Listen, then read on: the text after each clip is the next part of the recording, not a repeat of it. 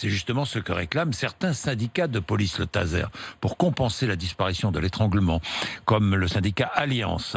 Eh bien, ces policiers veulent une généralisation du Taser, que chaque policier en soit doté. Et cette idée pose beaucoup de questions. Thomas Chupin.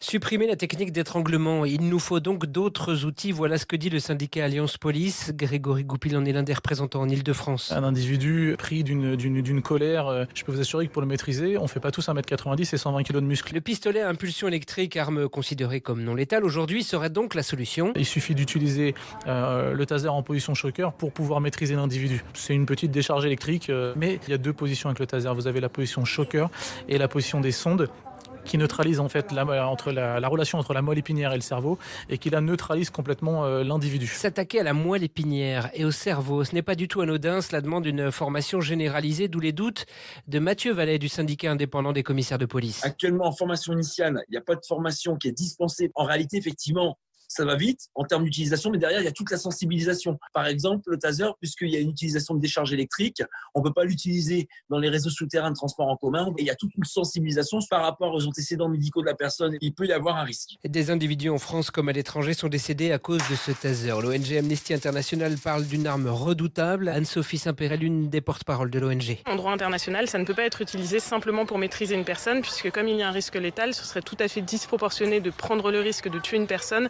simplement pour la maîtriser. Par ailleurs, aujourd'hui, le cadre du débat est essentiellement sur qu'est-ce qui nous reste comme usage de la force. Il y a beaucoup d'autres choses que les policiers doivent maîtriser, à commencer par la négociation, la communication, le dialogue. Pour Amnesty International, en France, policiers et gendarmes sont mal formés à la désescalade verbale, à la psychologie et emploient trop souvent la force comme premier recours.